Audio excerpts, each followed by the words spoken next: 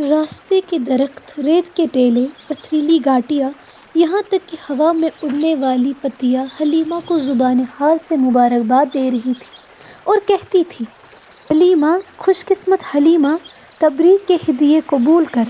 معلوم ہے تو کسے لیے جا رہی ہے؟ اب دنیا میں جسے بھی سعادت اور ہدایت ملے گی وہ اسی کی بدولت ملے گی، اسی کا نقش قدم صراط مستقیم بنایا جائے گا۔ کیسر و کسریٰ کے تاج اس کے غلاموں کی ٹھوکروں سے لگے ہوں گے۔ ہدایت کے جتنے چراغ اب تک روشن ہو چکے ہیں ان سب کا اجالا اس کے نور ہدایت میں مل کر مشکات ابد بن جائے گا، جس کی روشنی کبھی ماند پڑنے نہ پائے گی۔ حلیمہ، شہنشاہوں اور فرما رواؤں کے نام مٹ جائیں گے مگر عبداللہ کے در یتیم میں تیرا نام تاریخ میں سدا یاد رہے گا۔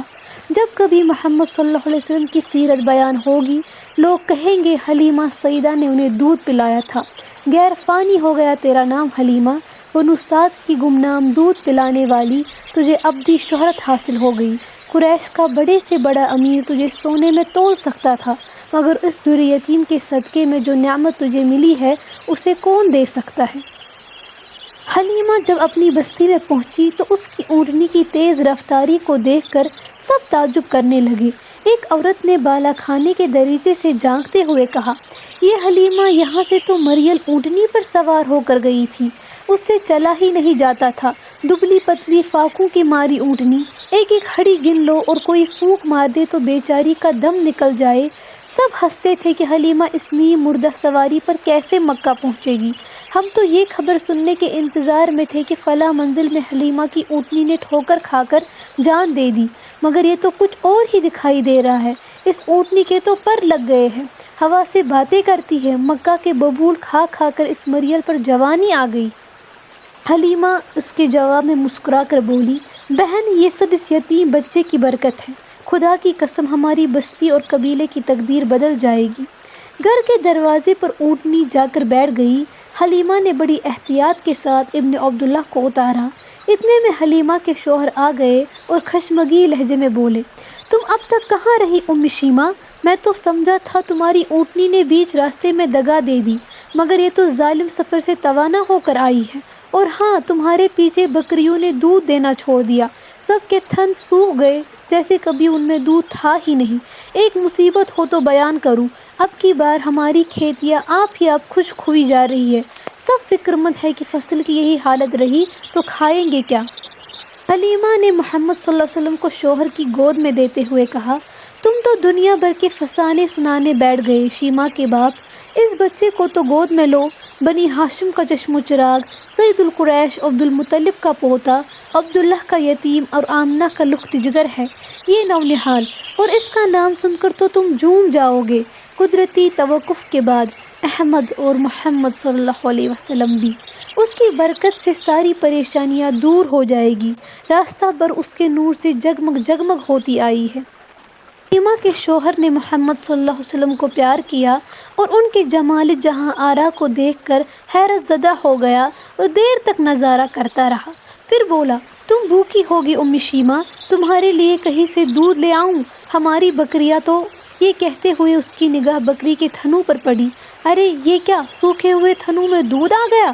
حلیمہ کا شوہر دوڑا ہوا گیا اور برتن نیچے رکھ کر دودھ دہنے لگا۔ پورا برتن دودھ سے بھر گیا۔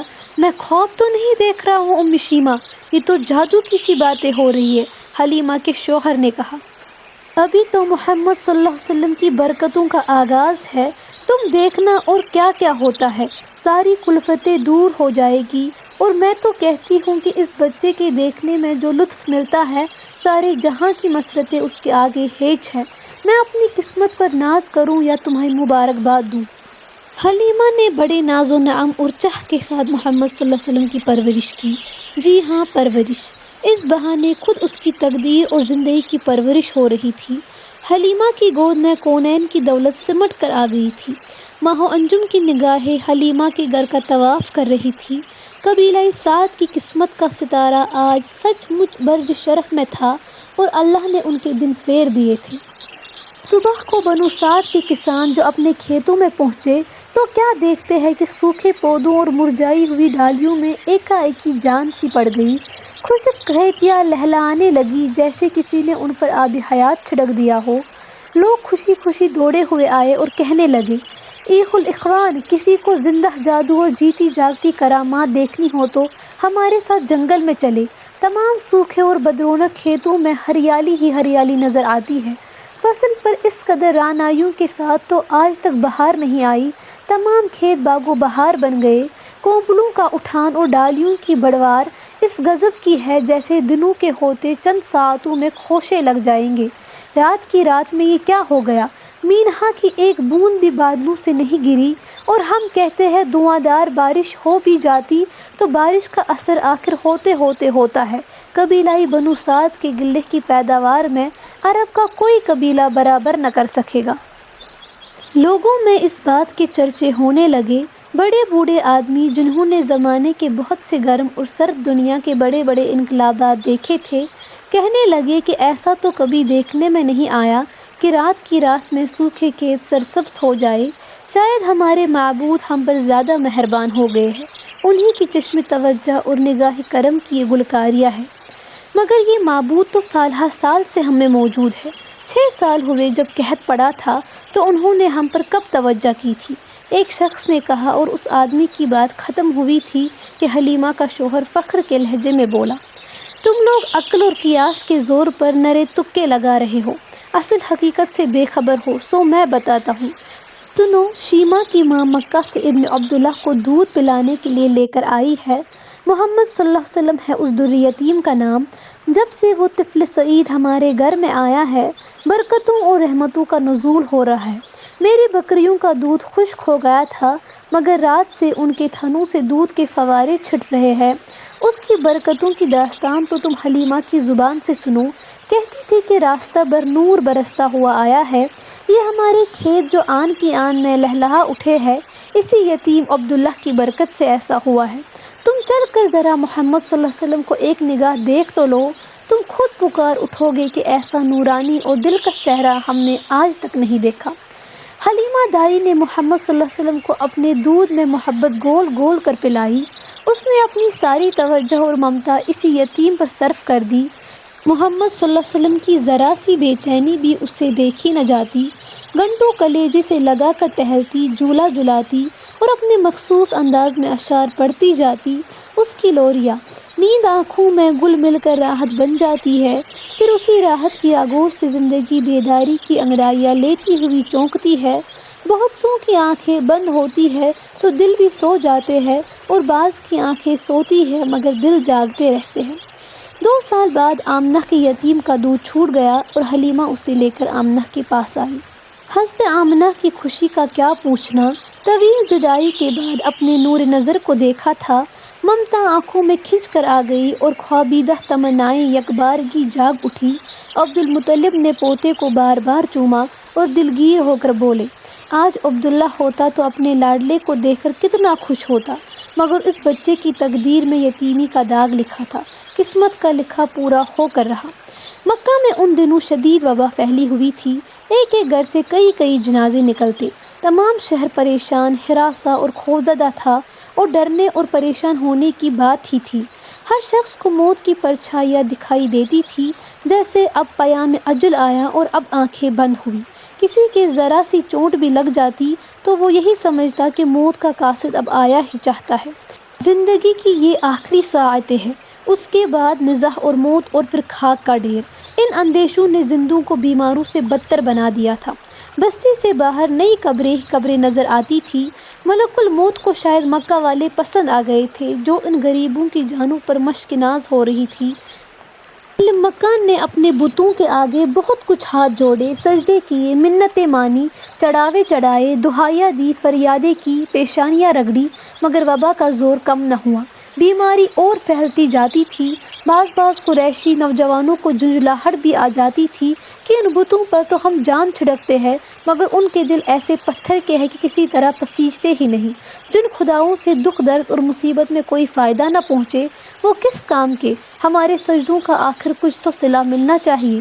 وبا کا زور دیکھ کر بی بی آمنہ نے محمد صلی اللہ علیہ وسلم کو پھر حلیمہ کے ساتھ واپس بھیج دیا، اور 3 سال تک حلیمہ کو یہ سعادت حاصل رہی۔ بنو سعد کا قبیلہ فصاحت میں مشہور تھا۔ اس قبیلے میں بلند پایہ شاعروں اور شعلہ بیان مقرروں کی بہتات تھی۔ عرب کہا کرتے تھے کہ بنی سعد کے کھیتوں میں سبزہ کی جگہ فصاحت اگتی ہے۔ پھر محمد صلی اللہ علیہ وسلم کے سادہ اور میٹھے بولوں کو سن کر سب حیران تھے کہ اس کم سنی میں یہ اعجاز گویائی ہے تو بڑی ہو کر فصاحت حسن تکلم کو ان لبوں پر ناز ہوگا۔ محمد صلی اللہ علیہ وسلم اپنی دایا حلیمہ کی بکری کا دودھ پیتے تو اپنی رضائی بہن کے لیے از خود حصہ چھوڑ دیتے، دوسرے تھن کو منہ نہ لگاتے۔